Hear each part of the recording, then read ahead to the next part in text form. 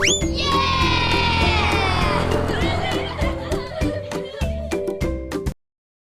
одоо усан сэлтээр явж байгаа.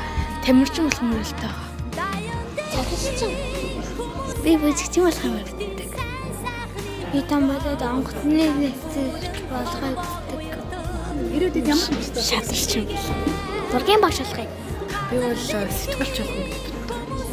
Ягаад гэвэл ингээд би ер нь бол англи руу яваа тэгээд би англитэйсэн баггүй тэгээд англи сэтгүүлч.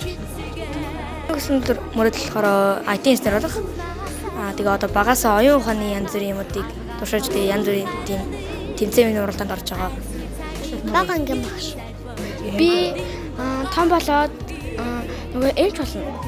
Би нөгөө нүдний шилийн эмч болно. Нүдний эмч. Бизнесмен. Цагдаа. За яагаад гэвэл нөгөө манайх цагдаа болох гэж байсан. Гэтэ чадаагүй.